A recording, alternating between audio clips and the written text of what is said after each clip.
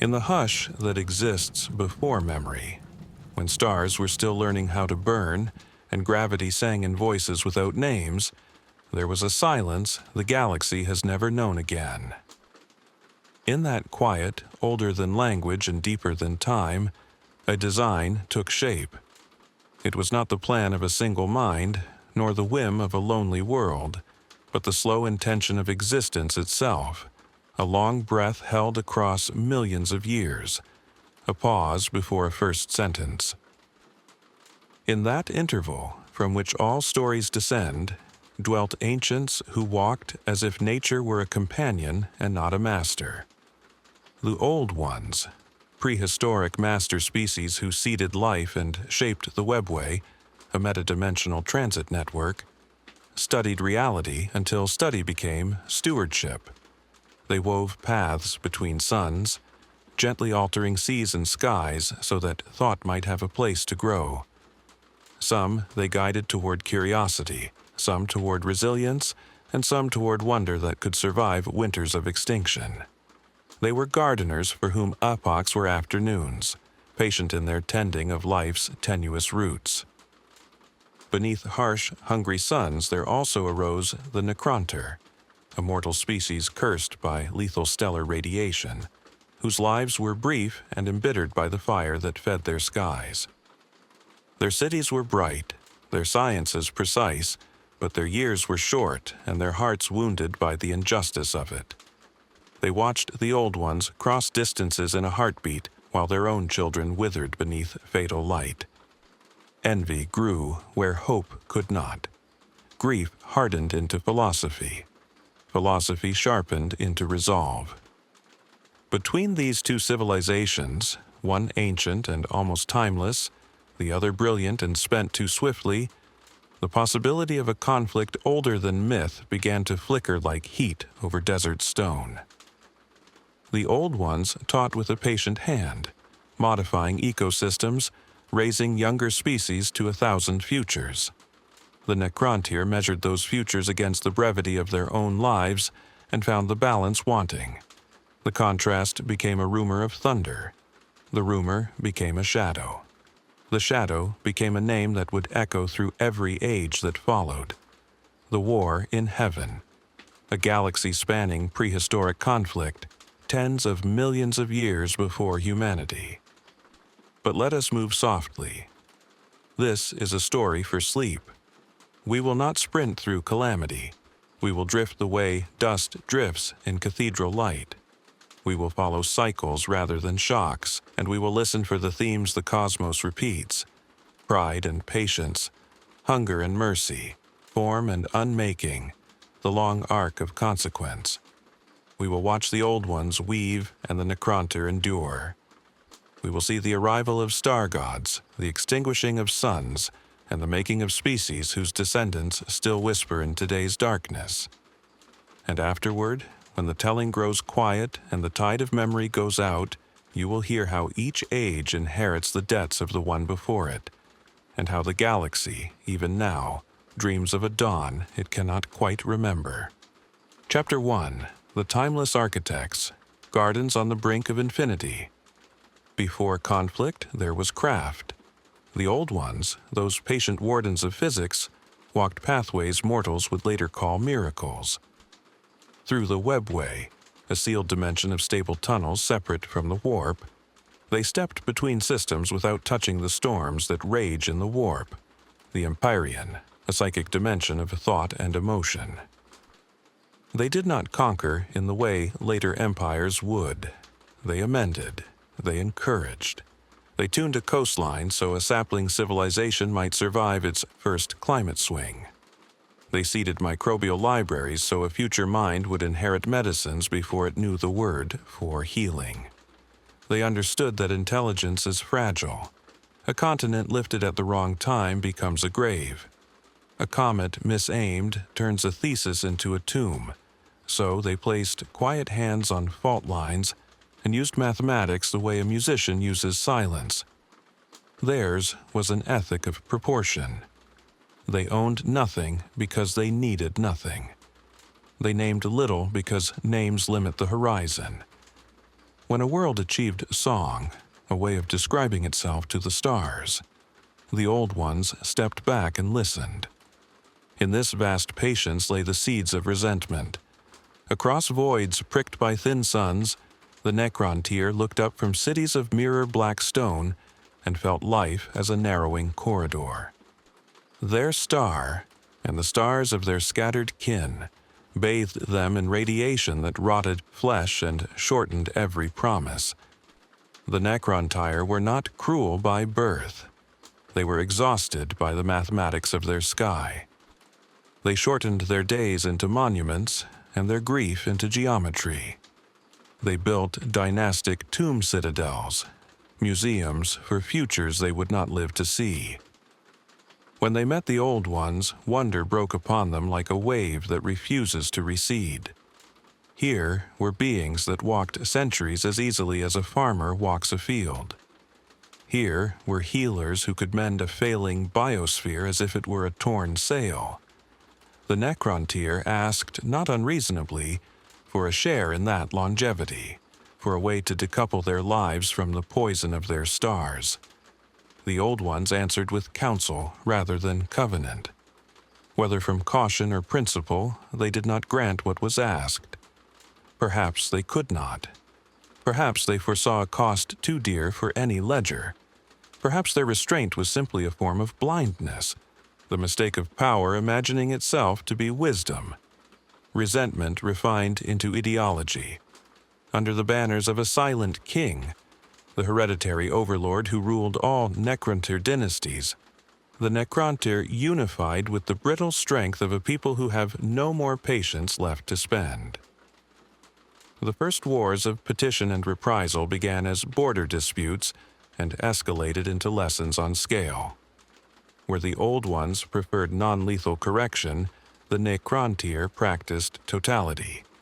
They could not match webway agility, so they built weapons that denied space, that broke the rhythm of movement, that turned the geometry of a battlefield into a maze with collapsing walls. It did not suffice. One cannot fight a river with fists. The Old Ones declined to be where they could be struck. They sheltered allies within sealed routes. Skirmishes ended with Necrontyr fleets gnawing at empty coordinates, while Old One craft wrote vanishing inscriptions across dark matter. For a season of centuries, the Necrontyr's wrath found only echoes. The Necrontyr did not sleep. They calculated. If time was their enemy and the Old One's ally, then any solution must twist time's arm. Their scholars and augurs, skin like parchment left too long beneath bitter suns, mapped the archaeology of starlight until they found a category older than light itself. Entities born in the harvest of stellar fire, consciousnesses fed by fusion, minds larger than worlds and hungrier than hunger. The Necrontyr named them the Citan, star gods, energy beings nourished by stellar output, and later sentient life. The Old Ones had known of them as one names a storm, respect without affection. The Necrontyr chose to wake them. The Citan did not descend as monsters. They arrived as patterns, metallic mantles woven to host their fire, living statues of living star stuff. They coalesced into forms the Necrontyr could see and dangerously admire. One radiated the clean arithmetic of endings and was called the Nightbringer, an embodiment of death. Another was the appetite between events, the Deceiver, a trickster who manipulates belief. Others took shapes fit for their natures, the Void Dragon, a sovereign of machines and energetic dominion. The Transcendent Shards, amnesiac fragments of greater beings. They spoke in gifts, knowledge of materials that could defy suns, engines that drank the light of day. In exchange, the Citan asked for worship, and for a meal only arrogance would serve, the surrender of mortality. They offered the Necrontyr an end to the curse of short life, not by healing, but by translation. Let go of flesh, they whispered, and become enduring. Let your dynasties endure not as breath, but as wool soldered into metal. The Necrontyr, tired of funerals and out of alternatives, agreed. In the halls of biotransference, a million thrones unfolded like steel flowers. Souls were poured like wine. Bodies were refined into instruments. The Necrontyr emerged as necrons, undying machine bodies housing their translated selves, often at the cost of personhood. Their pain gone, their memory altered, their obedience sharpened to an edge. Freedom had become function. Hope had become architecture. Thus equipped, the necrons and their star gods returned to the field. The old ones had faced brilliant mortals before. They had not yet faced hunger that could crack a star and call it breakfast. Satan harvest ships unmade light. Worlds were clipped from orbits like pearls from a string. Where Old One sanctuaries had stood for 1,000,000 calm nights, there sprang deserts so clean they looked deliberate. For the first time in an age beyond ages, the Old Ones retreated. Retreat, for gardeners, is study. The Old Ones did not devise dooms, they sought companions. If the galaxy had nurtured a starvation so total it could wear a crown, then the answer they judged must be life multiplied. They fashioned peoples swift to joy and quick to thought. The Eldari, the Eldar, a psychic species of immense sensitivity and potential, were shaped to perceive the warp like artists perceive light. The Krork, proto-orcs, engineered warrior fungoids, were seeded as a failsafe, durable, belligerent, exuberantly hard to eradicate.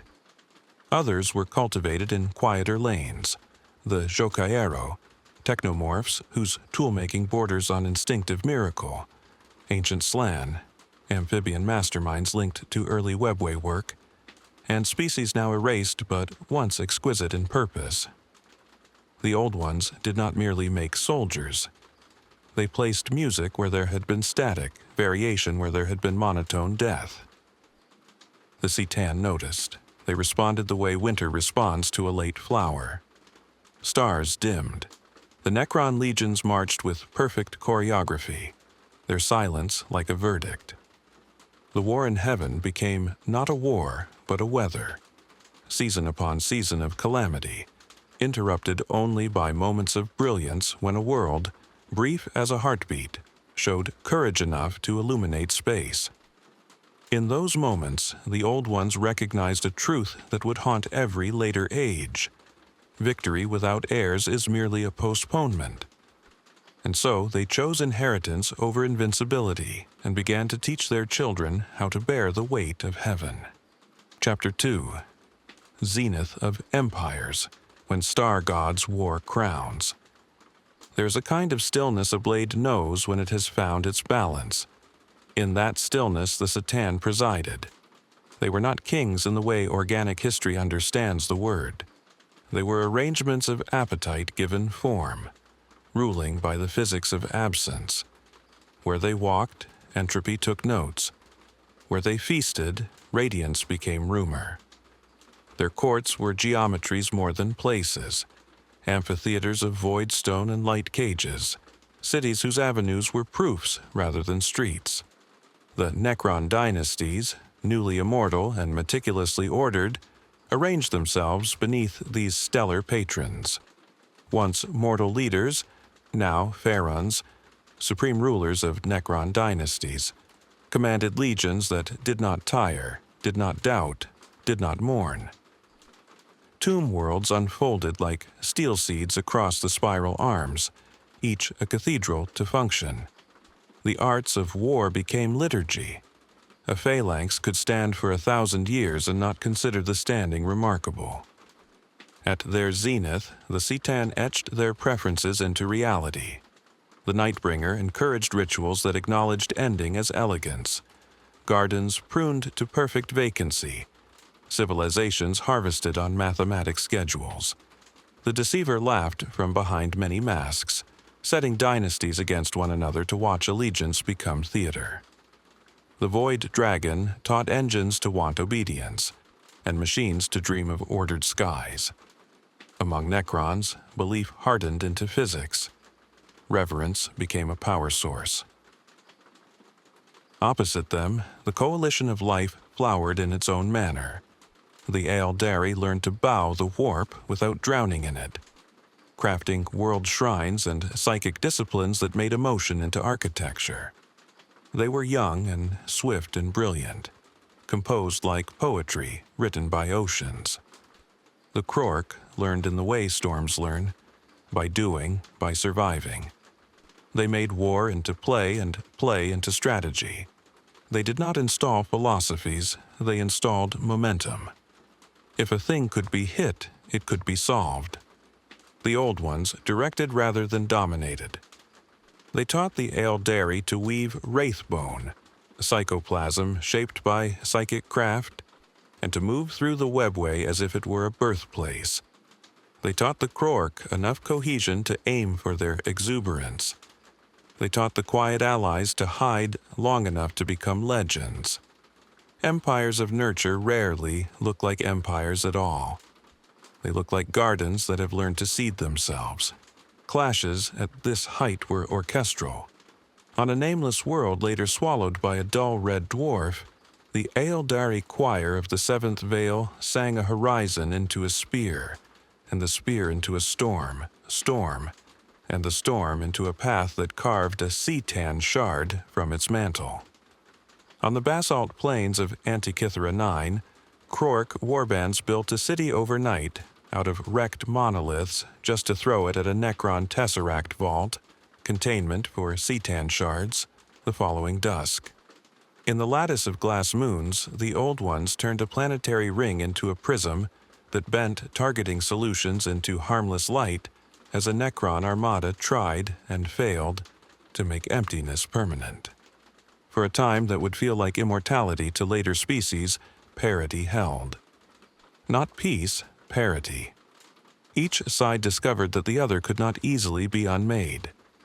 Against tireless legions and star-eating patrons, life set improvisation and community, sacrifice and invention. The Seatan learned impatience, the Old Ones learned sorrow. At the apex of their dominion, the Seatan made an error that belongs to all who mistake vastness for completeness. They believed scale was the same as inevitability. They fed upon suns and upon sentience, discovering that the flavor of thought enriched the feast. In their banquets, civilizations ended mid-sentence, and that truncation pleased them. The Old Ones would not accede to this diet. They shifted the theater. If star gods feasted in the open, then war must move to where gods were clumsy, into subreal corridors and masked dimensions. The Old Ones deepened webway byways into labyrinths, roped off sanctuaries where physics would not permit intrusion, and hid not only species and fleets, but futures. They taught their children to fight as if they were also fleeing, not from fear, but to husband continuance. This era's zenith carries its own glow, because light does not know, while shining, that it is near its end. The Aeldari composed epics in a night. The Krork named enemies good teeth, and laughed their courage into material. The necrons perfected lines of advance so flawless they are still studied by strategiums that do not know their source. The Seatan danced at the edge of mathematics, draped in mantles forged from captured auroras, and all the while the warp watched. It had been there before, a sea of thought, a shadow of mind, a weather of meaning. But now it began to foam. Every prayer, every scream, every vow dropped the stones into it. The Seatan, beings of matter energy and not of psyche, disdained that sea and measured it as irrelevance. The Old Ones measured it as climate. They began experiments in psychic dampening, in roadings and baffles, in resonance rather than dominion. Here lay the hinge. The zenith of the Seatan coincided with the thickening of the warp's storms. The Imperium grew loud. Creatures not yet named began to stalk the currents. Echoes learned to move without a shout to start them. The galaxy was writing its own weather report, and few knew how to read it. Yet still the thrones were polished. Still the courts of star gods held pageants. Still parades of silent legions crossed plains that had never been anything but plains. In that confidence, the seeds of reversal germinated. Because where one side mistakes hunger for destiny, the other side remembers children. The old ones were never more old than in this luminous peril. They bent low over nursery worlds and taught lullabies that were also passwords, built shrines that were also switches, planted trees whose roots held armories the shape of seasons. They did not tell their children they would certainly win. They told them how to carry losses without breaking. From such instruction comes the strength to outlast crowns. Chapter 3. When the sky learned to burn, the first great cataclysm. There is a moment just before a tempest when scent travels farther than sound. The old ones smelled the change before it could be charted. The Citan felt annoyance before they felt threat. The necrons felt nothing. Their feelings had been edited. The first fracture did not come from fleets. It came from a harvest that went wrong. On a pale world with a pearl atmosphere, the Nightbringer descended to drink an ocean of awe, the distilled reverence of a civilization that had just mapped its own genome and thrown a festival for every ancestor who ever dreamed of such a day. The feast began as intended and ended with the sky breaking. A harmonic, tuned for celebration, resonated at a frequency the old ones had taught to a choir of stones hidden beneath the sea. The resonance split the Nightbringer as light splits through crystal, not destroyed, but divided. Its unity reduced to shards that remembered being whole. It bled fury. Citan do not die in the way bodies die, but they can be wounded in the way patterns are wounded, by contradiction, by interruption, by mirrors angled without mercy. The lesson was learned on all sides. The old ones had found a method. The star gods had found a fear. The war widened into tactics that looked like parables.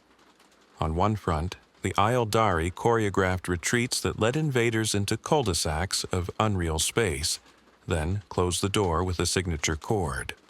On another, Krork warhordes simply refused to admit defeat, a psychology so dense it became physics. Their refusal accumulated.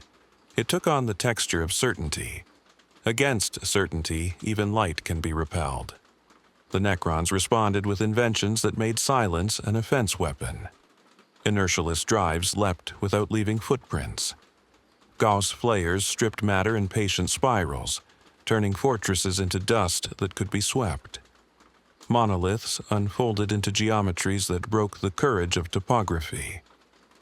On 100 worlds, living things learned how many ways there are to stop being alive.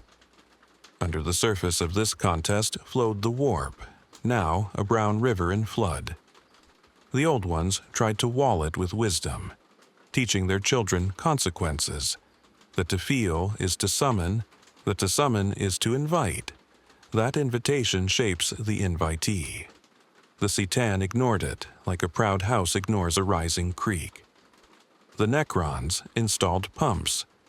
Then the dam broke where none had built a dam. Across 1,000 species, desolation reached a critical mass.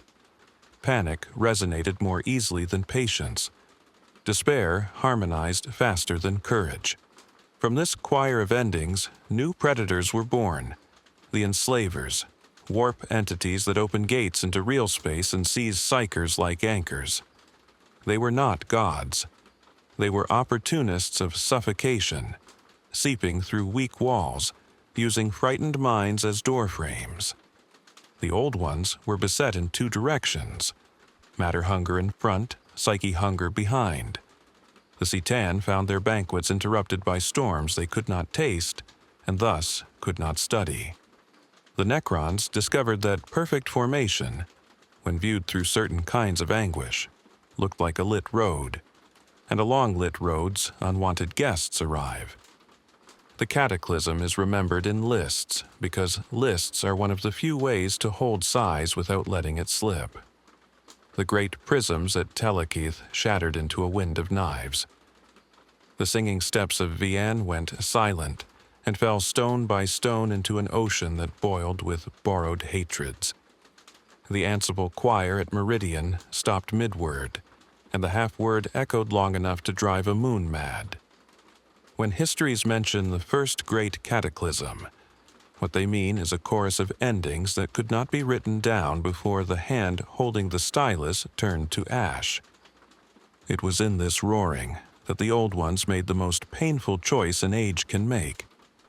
They began to abandon certain holdings in order to preserve seed knowledge.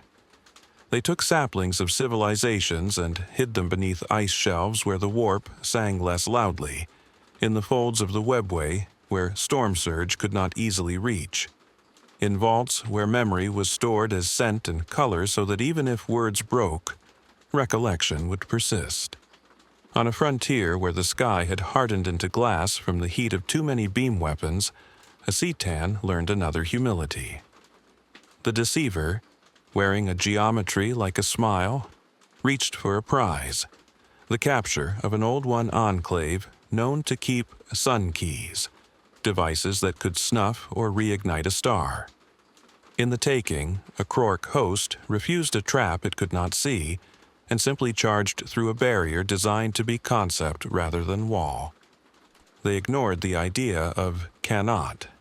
The barrier, recognizing belief in the way old doors recognize old keys, opened rather than resist.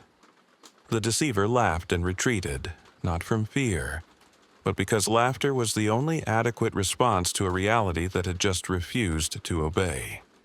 There are victories that cost a millennium. The Old Ones won many like that. But a ledger that bleeds on both sides will bleed to zero. As enslaver plagues spread, psychers turned into beacons, beacons turned into breaches, breaches turned into harvests of hosts. The Old Ones saw that their children's gifts had become liabilities. The Aeldari's high talent drew storms like lightning to a mountain. The Krork's massed emotions hummed like engines in the Imperium. The Jokairo's playful brilliance flickered like a carnival in a dark wood. Predators read parties as invitations. So the Old Ones shifted again from defense to dispersion. Not flight, but fission. They broke emplacements into moats, replaced cities with caravans, turned cathedrals into caches and then into rumors. They taught a last lesson, that sometimes to endure, one must become hard to find even to oneself. On the other side, the Citan's crowns dimmed. Shards had to be collected and chained in vaults. Feasts became sparse and strategic. Their Necron servants executed with the same precision, but the orders now smelled of burning oil rather than perfume. The Nightbringer nursed a wound that would never fully close. The Deceiver learned new masks that included fear. The Void Dragon listened for the first time. A great war's first cataclysm is not its end. It is the removal of certainties. From that removal, new forms of desperation arise. In the silence after one such battle, a silence into which waves could be heard breaking on a shore that had been vaporized a week earlier, an Old One elder told a delegation of young Aeldari a truth that felt like stone. We will not outlive this storm. You might. That is why we planted you. In their eyes, the elder saw grief harden into resolve, and resolve soften into grace, and grace take the shape of a plan. Chapter 4. The Slow. Unraveling. Crowns tarnished, webs fray. Decline seldom announces itself. It arrives as a collection of habits that no longer function. The Necrons still marched, but now their routes avoided certain skies where enslaver densities made calculus unreliable. The Old Ones still guided, but their way stations flickered and failed in regions where the warp's static smothered song. The Citan still held court, but their mantles showed hairline fractures repaired by artisans whose art was apology. The Necron dynasties began to behave like what they had become: institutions rather than peoples. Institutions are good at persistence and poor at joy. They executed campaigns of immaculate emptiness, sterilizing biospheres so thoroughly that even rumor found no purchase. The intent was to starve the warp of emotion by extinguishing the emotional. The result was quieter battlefields that were easier to cross and harder to live with. Among the Old One's heirs, fracture lines formed along talent. The Eldari, keenly attuned to tides of meaning, felt the enslavers as a pressure headache that would not resolve.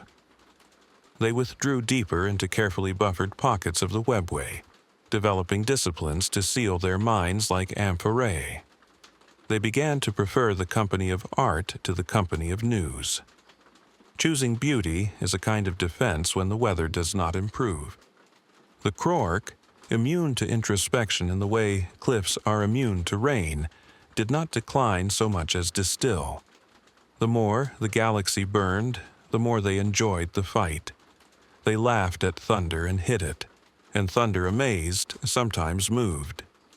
Yet even the Krork could not be everywhere, and when they departed a theater of war, the theater often remained empty because there was nothing left to applaud.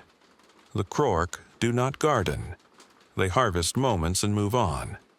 The Jokero and other bright little species slipped sideways into hideouts only they could build, engineering machine mazes that baffled Necron targeting and amused the deceiver. They would endure by being incomparable, the way certain jokes are impossible to translate and so escape conquest. Within Necron dominions, micro-crises rippled. A cryptech, Necron techno-savant, Order declared that Star God dependence was a vulnerability, and began projects to harness Cetan shards as batteries rather than patrons. A Pharaon discovered that obedience functioned better when his lesser nobles believed themselves to be conspirators. A dynasty learned that swiftness without story creates soldiers who stand where told but will not take a step more. In the Old One's councils, a sentence grew common: "We must last until the storm chooses a different meal." Some elders believed the warp would exhaust itself. Others said storms do not tire, they pass. A third school argued that storms learn. They were all, in their ways, correct and not enough. Decline is not a slope, it is a staircase in poor light. One misses a step and begins to fall, but each impact is its own surprise. An enslaver bloom consumed 10 systems in a month. A Necron counterstroke sterilized the bloom and the 10 systems and 5 neighboring for good measure. The Eldari sealed a corridor so well that it could never be reopened, even by them. A Krork warlord united 100 hordes and, having achieved an empire, immediately threw it at something interesting. From time to time, the Cetan attempted theater to reassure themselves. A procession of living stars crossed a black gulf and made a constellation where none belonged. A planet's core was turned into a gong and struck with a comet so that all nearby space would vibrate with an announcement of continuing dominion. These gestures pleased their makers the way an old habit pleases an old hand. The galaxy admired them and continued to burn. The Old Ones began a retreat that was also a lesson plan. They started to leave behind myth keys, encoded histories disguised as folk tales, instructive lies that would become truths when a civilization matured enough to read them. They seeded the webway gates with guardians that required compassion to open and discipline to close. They taught the Eldari how to bind sorrow to sculpture so that sorrow could be touched and not merely endured. They taught the Krork nothing, because the Krork would not recall it, and yet the Krork remembered everything that mattered to them. Where the good fights were, where the loud guns were louder, where the enemies were biggest. Sometimes wisdom is not complicated. When histories call this decline, they often mean the loss of initiative. The Necrons executed, the Old Ones responded, the Cetan raged, the warp overflowed. For a species that believes in guidance, reacting feels like reduction. For a species that believes in dominion, encountering limits feels like insult. In such wounded philosophies, cruelty multiplies. Yet, within decline, preparations for survival thickened. The Eldari laid down the ethics that would later make their plus craft worlds plus coherent. Creeds of balance, of art as armature against psychic collapse, of the self as instrument tuned for a long peace. The Krork unconsciously incubated a principle that would echo forever. That belief can become machinery. If enough Krork wanted something to work, it often did, and no one in that era had time to explain why. In Necron tomb complexes, some few intelligences, flickers of original Necrontyr personality left unfiled, began to question whether immortality purchased at the price of feeling was a bargain or a receipt for something stolen. Such doubts did not make policy. They made footnotes that would one day become uprisings. Declined sound is a drum heard through walls. It tells dancers to adjust and gives the illusion that adjustment will suffice. It did not suffice. A second cataclysm approached with the inevitability of arithmetic. When storms meet hunger, they do not cancel. They combine. Chapter 5, Inheritors of Ash, Children of the First Garden. The age of successors is less a dynasty than a dispersal. The old one's mantle did not fall upon a single pair of shoulders. It fell as dew across many.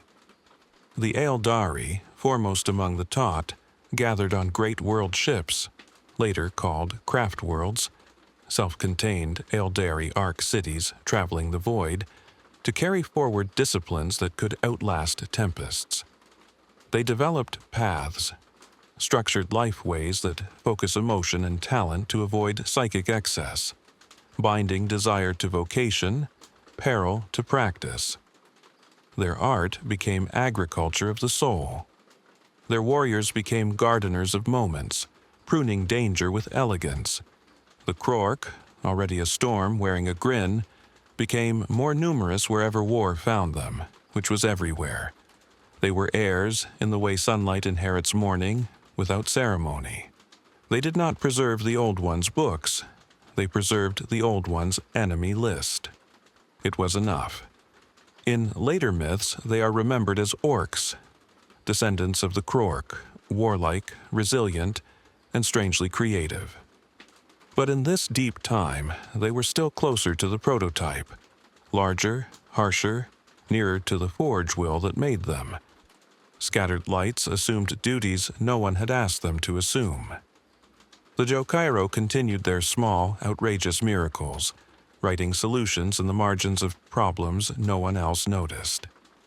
Amphibian sages whispered plans in dialects reserved for mud and moonlight. Whole ecosystems became monasteries whose prayers were adaptations. The Old Ones had believed in plurality. Plurality remembered how to breathe. The Necrons were also successors of a different garden. They inherited the architecture of forever.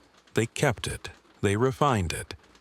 Yet succession without story is maintenance, and maintenance is not a song that calls the heart to battle.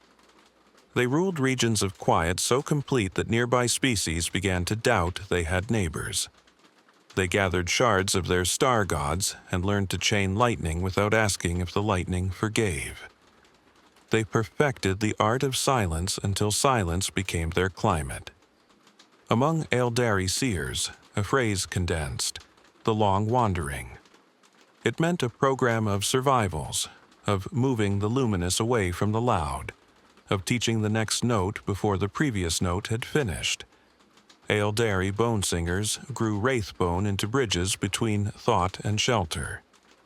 They told stories that carried maps. They did not say, "We will win." They said, "We will still be here afterward." There is a difference, and it is the difference that spares children. The Krork wandered in their own way, following war the way geese follow weather. They left behind camps that became villages, Villages that became legends, legends that became warnings. Do not build a beacon unless you're ready to welcome a brawl. Even warnings are a kind of inheritance. Necron's successor doctrine ossified into 3 pillars: control the field, deny the narrative, edit the future. Control came from monolithic logistics. Denial came from the math of Gauss and gravity. Editing the future came from choosing which biospheres to permit and which to file as errors. Against this, living species wrote songs. Against songs, necrons wrote schedules. The contest was close enough to be eternal, were it not for the factor no schedule can bind: surprise. On a sable moon whose core seethed with chained starlight, an Aeldari council gambled a millennium of savings. They used finely tuned sorrow as a focusing lens, directed through a choir of disciplined joy to pry open the vault holding a fragment of the Nightbringer. They did not seek to kill what could not be killed. They sought to teach the fragment a new habit: inertia. The ritual worked.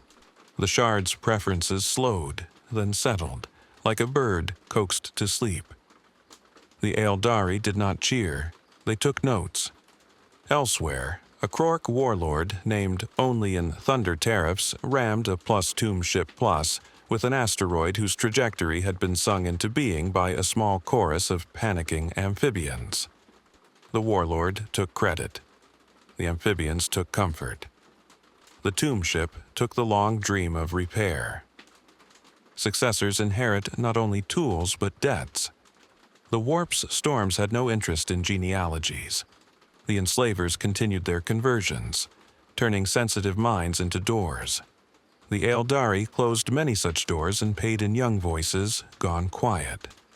The Krork solved doors by removing walls, a technique with results both effective and absolute. The Necrons tried to tune the galaxy down a step, to lower the emotional humidity. Their solution worked wherever no one lived. Perhaps the most poignant succession occurred where the old ones themselves faltered. Some among them remained, faded to the color of fossils that still hum when struck. They taught a last ethic, that dignity is a tactic. Stand with grace, even when standing is no longer a strategy. In that teaching, the Aeldari found their ceremony. The Krork found their punchline. The Jokairo found their tinkering joy. The Necrons found nothing they wanted. Thus, the era of heirs unfolded, a quilt of strategies sewn from different cloth, all of it warm enough only if many lay close. Chapter 6: Crisis Without Horizon, Storms, Shards, and the Sleep of Kings. When histories compress this period into a single term, the current crisis, they mean the condition that approaches the present like a tide that refuses to admit it has already arrived. For the war in heaven did not end cleanly. It diminished into forms that looked like aftermath and were actually continuations. The enslaver plagues peaked and receded, not because kindness prevailed, but because appetites saturate. The warp, taught by suffering, cooled in places and kindled in others. Where Aeldari paths held, those regions became lanterns. Where discipline failed, whirlpools formed. The Citan, once monarchs of the visible, were now managed like captured lightning, divided into shards bound within tesseract vaults. Necron priesthoods developed liturgies of containment, precise as music and cold as moonlight. Necron realms learned to fear their own gods, and in that fear discovered a virtue the old ones had known all along: restraint. The Silent King, Zarek, last sovereign of the united Necrontyr Necrons, faced arithmetic that did not flatter conquest. Every sterilized world reduced enslaver fodder, but also reduced the number of potential distractions for enslavers, concentrating their pressure elsewhere, including upon Necron anchors and subreal infrastructure. Every victory against the old ones caused the warp to pulse in new, less predictable ways, spawning conditions even necron math struggled to model. Perhaps for the first time, the Silent King admitted an error beyond the normal circumference of planning. Partnering with the Citan had solved one problem by inviting a family of others to dinner. In that recognition, a plan matured that sounded like heresy to triumph and like wisdom to survival. Disengagement. If the galaxy had become an engine that translated attention into catastrophe, then the only winning move was to remove attention. The Silent King resolved upon the Great Sleep, a long stasis across countless tomb worlds, an interment of empires. The necrons would entomb themselves in sarcophagi of perfect function and wait until weather changed. Even star gods can be ambushed by clarity. Before the sleep, the necrons turned upon the Citan with apparatus designed to cut gods into numerators. Vaults sealed, shards screamed in the voice of earthquakes under ice, and the necrons learned to fear less the patrons whose hunger had set them on their path. The war in heaven lost many of its loudest notes in that hour. The old ones breathed once more as if air had returned to a room. But crisis lingers in cultures like smoke and cloth. The old ones' number had dwindled beyond repair. Their greatest teachers were memories teaching memories. The Aeldari held fast crafting liturgies of balance. The Krork, left without opponents of sufficient enormity, turned to sparring with each other until new enemies arrived. The Jokairo took apart the furniture of danger and made toy sets of safety, which amused them and saved lives. The present, our present, the age of the Imperium's nightmares and glories, bears the fingerprints of this ancient crisis. In the Martian vaults, humans would someday sanctify as the Noctis Labyrinthus, a region of Mars riddled with mysterious technocrypts. There sleeps a legend of the Void Dragon that men will later name as a machine god. In the myth cities of the Aeldari, paths will harden into necessity to survive a different fall. In feral dreams on 1,000 worlds, the Krork's descendants will remember that belief can be a tool, and they will use it without calling it faith. Crisis without horizon is not the end of the world. It is the end of clarity. Out of that fog, peoples define themselves. The necrons are the ones who chose to wait. The Aeldari are the ones who chose to refine. The Orkoid descendants are the ones who chose to rejoice at resistance. The old ones are the ones whose choosing taught the rest. As the Necron tomb world sealed, the galaxy learned a new silence. It was not the proud silence of legions in steppe. It was the hush of a theater after the actors have left, but the scenery still stands. Into that hush, a child could be born, many children on many worlds, and believe the universe was new. This was the greatest gift the war in heaven, in its crisis, accidentally gave to the future, a pause long enough for amnesia to grow into myth, and for myth to become the soil from which new tragedies and new mercies would rise. Chapter 7. Side Lore Interludes, Relics, Peoples, and Secrets that Survived.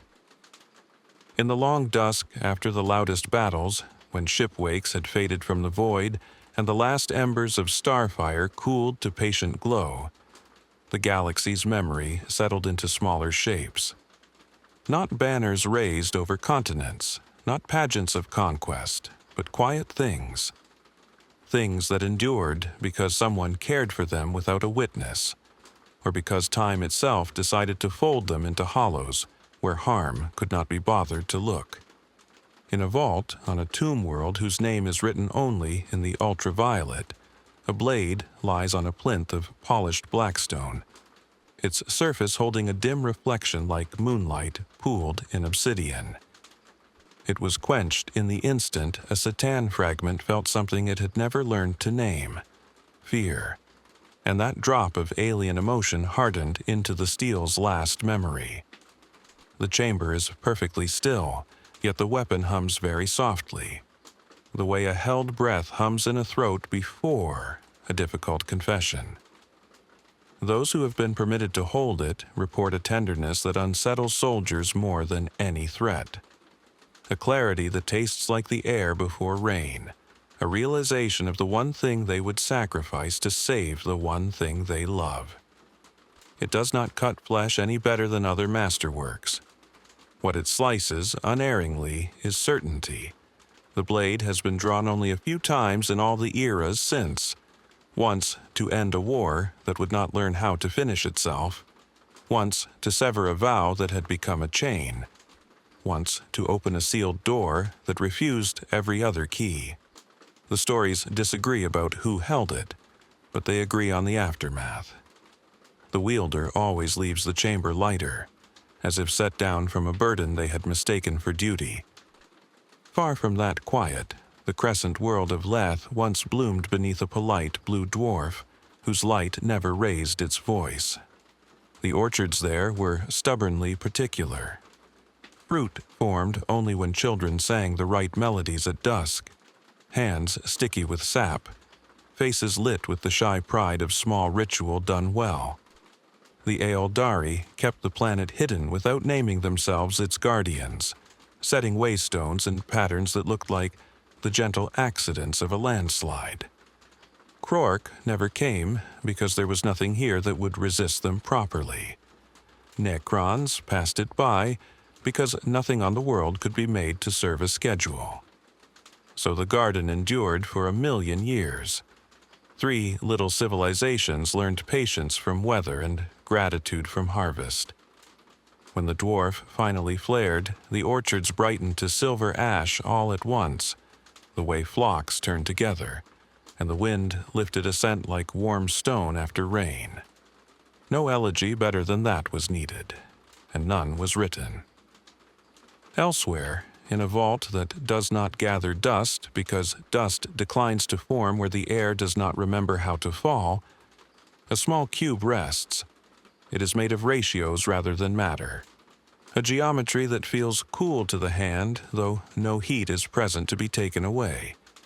It contains the solution to exactly one problem, whichever problem the opener most needs solved. Yet, the act of opening removes from the mind the reason one wanted the solution. An Aeldari poet once unlatched the thing and felt a long ache vanish, a verse come free of its knot, and afterward could not recall which grief had loosened.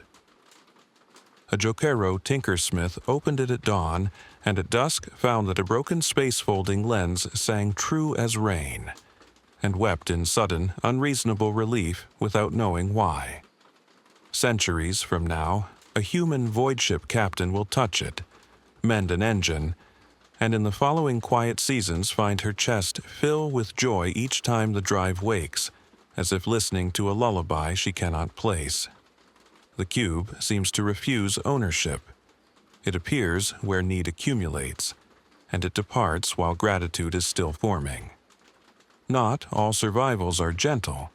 In annals sealed deep in a necron archive where light moves like a tired animal, there lies the account of a meeting with a shard of the deceiver. The fragment came wearing courtesy, offering knowledge to undo biotransference. Not through trick, it said, but through understanding freely given in exchange for worship freely given in return. The cryptex answered with a machine that was also a snare, poured the shards knowing into cold vials of pattern, and paid nothing. They tried the recipe once. A single necron rose as flesh, stood swaying like a sailor on land, touched their own face with the wonder of a child recognizing themselves in a river's mirror, and then died within the hour, smiling. The 3 cryptex who had watched that smile reported a new failure in their processes, a microscopic corrosion not of joints or conduits but of choice, hesitation where calculation should have snapped, pity, which their schematics did not contain. They named it a rust of the will. Their successors erased the term and kept the vials. The webway still remembers bridges. In a corridor where the great road frayed into threads too fine for caravans, a bone singer once wove a crossing from patience and wraithbone and reconciliation. Its keystone was not a block, but a note that two rivals had to sing together. Neither voice could carry the tone alone, and neither voice could sustain it if they argued. For a generation the bridge held, and those who crossed found themselves remembering the face of someone they had once trusted, even if they had never known the name. When the crossing finally dissolved into a sculpture of pale curves, its surface kept the breath patterns of the travelers the way frost keeps prints at dawn. Farewell can be a kind of relic.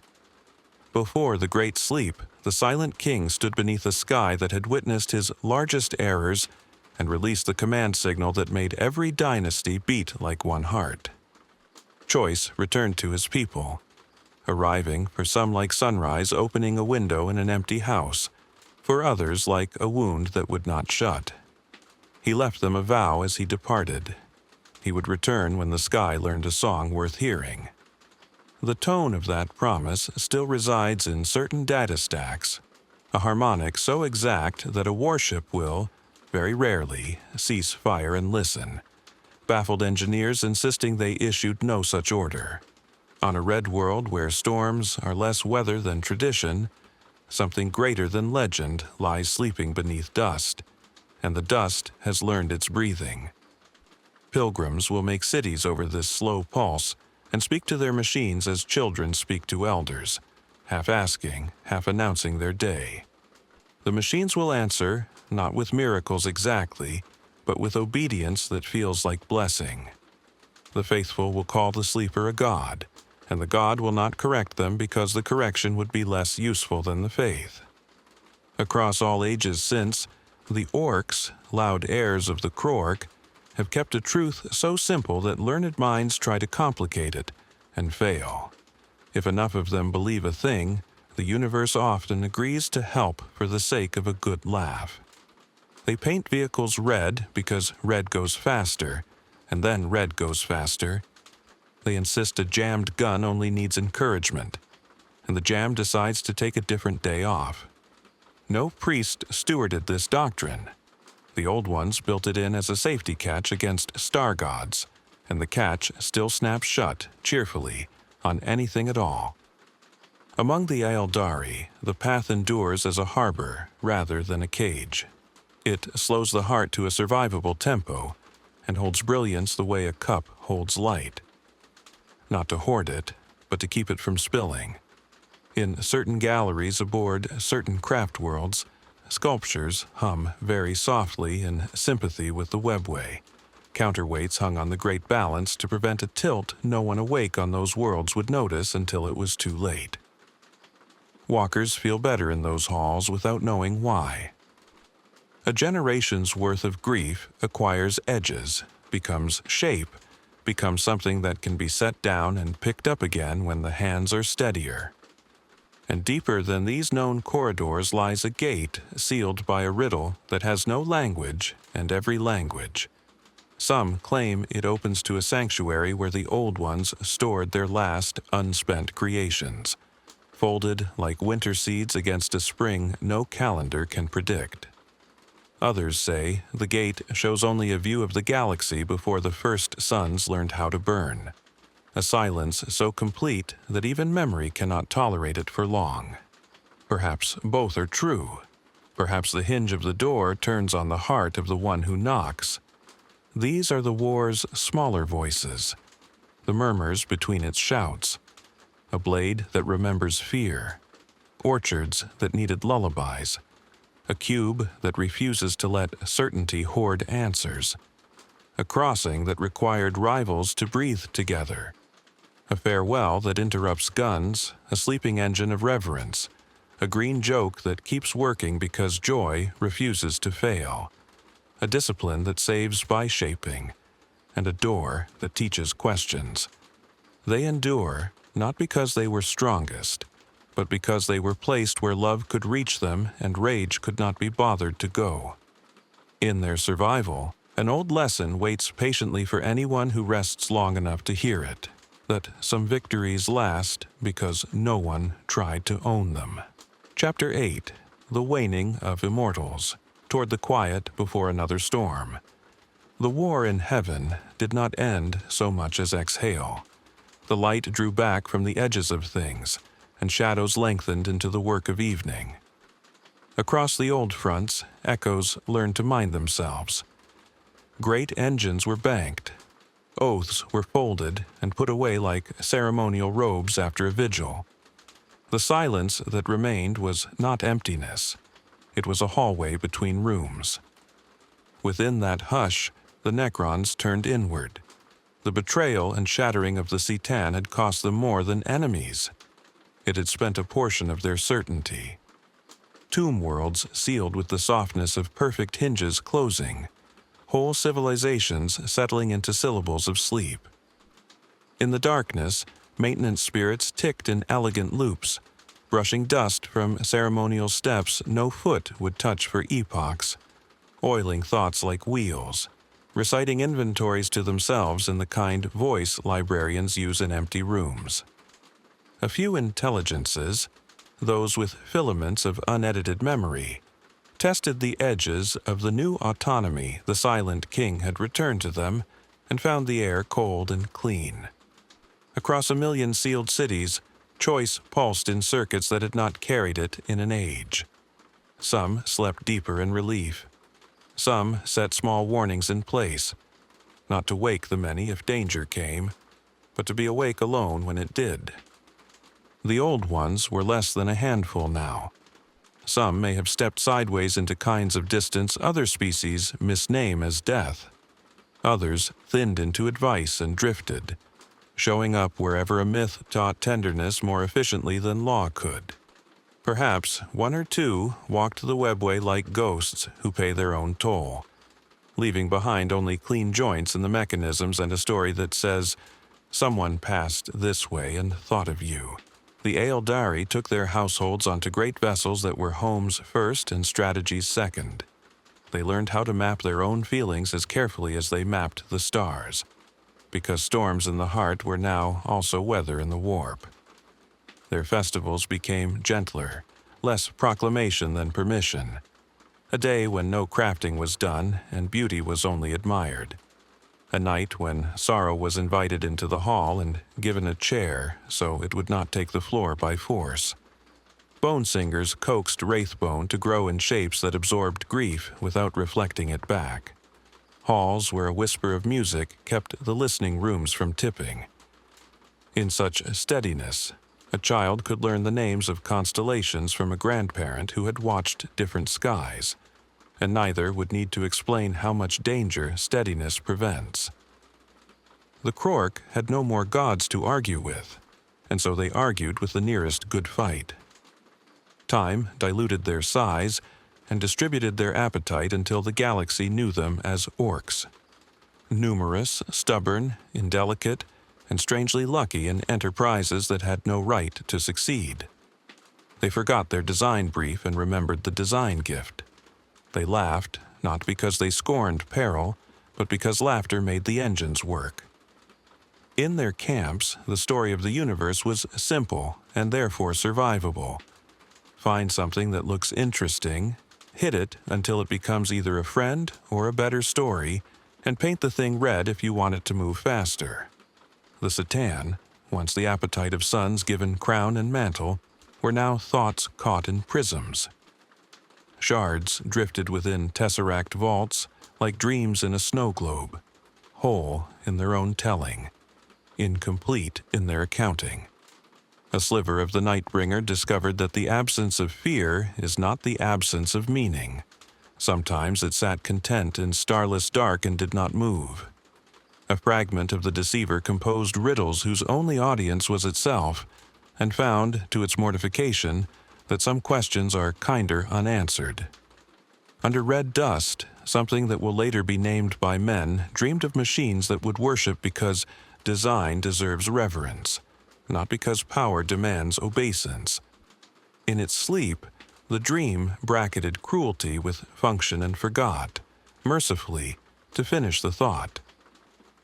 The warp remembered the war as oceans remember storms, in sediment rearranged, in currents that now fidget where they once flowed, in driftwood polished into heirlooms. It quieted nowhere entirely. It flared nowhere without cause. It learned some of our songs and sang them back at us with harmonies we had not requested. Among sensitive minds, the Imperium's mood became weather one could forecast only a day ahead. That was enough for ordinary life to resume in towns that had never asked to be summaries of anything. On worlds seated by the Old One's last good choices, cultures budded without knowing the gardeners. They invented the sleeping giant, the trickster bound, the flood that teaches, the traveler who refuses to choose a single name. Myths cast by long shadows from events no one living could see. Last resort weapons, buried in careful patterns, were found by later hands as relics and placed in sanctuaries, to be admired for the exactness of their lines. On one world, a river still follows a path redirected in the war's last days. From orbit, the course writes an old glyph that means patience, though the locals call it simply the gentle bend. In this recessional light, ordinariness returned with the unfussy grace of bread placed on a table. Hunters brought meat home to villages where doors squeaked because no one had needed to oil them lately. Toolmakers argued warmly about edge and balance and the worth of a good handle.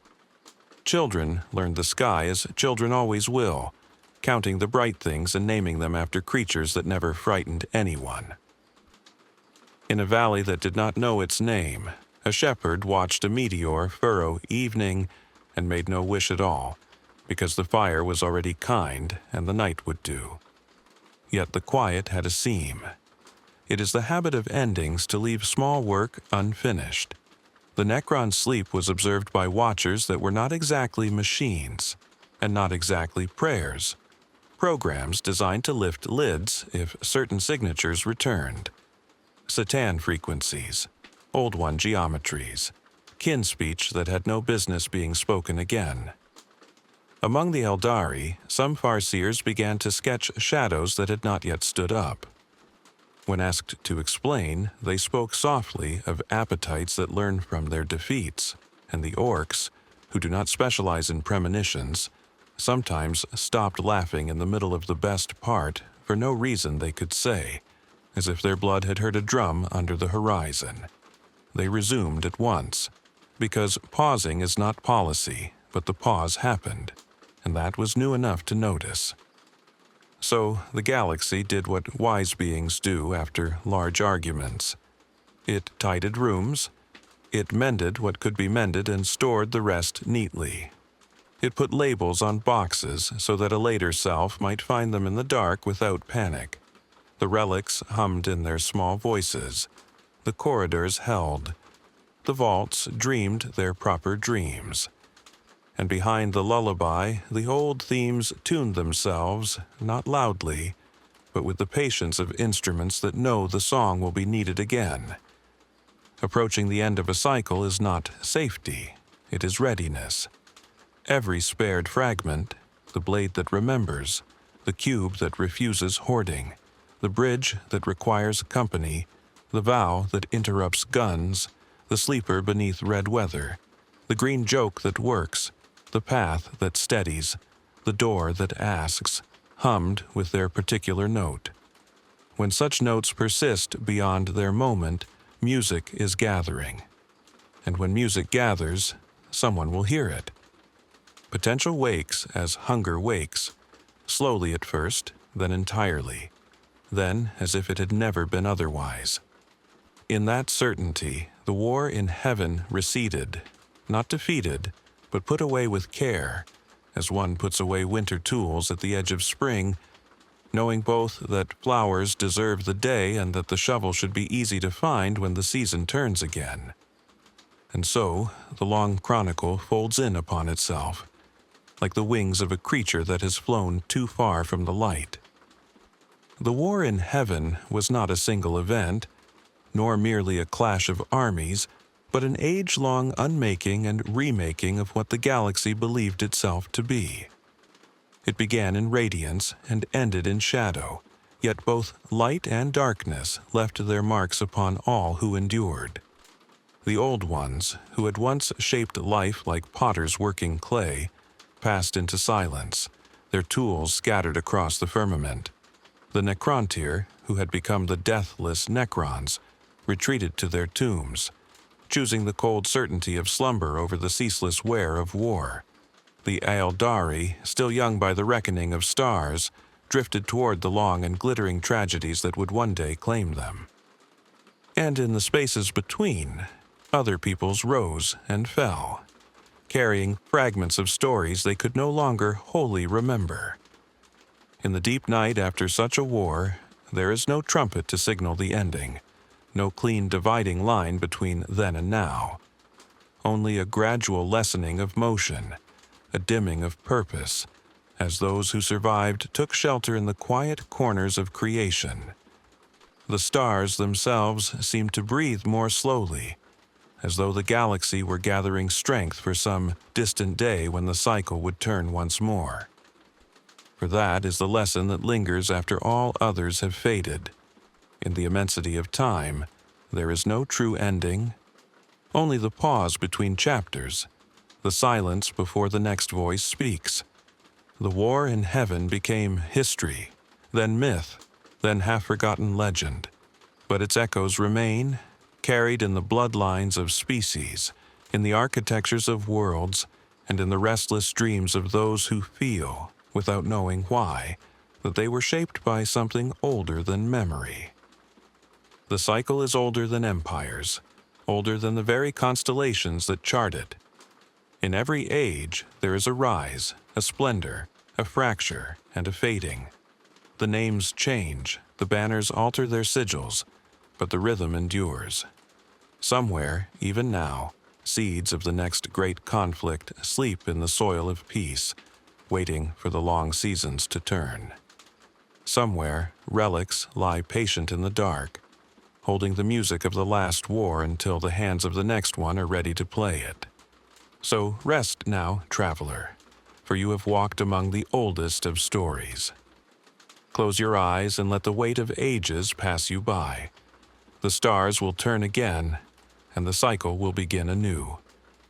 But for tonight, there is only the stillness of the long night, and the certainty that even the greatest wars are, in the end, only moments in the breathing of the cosmos.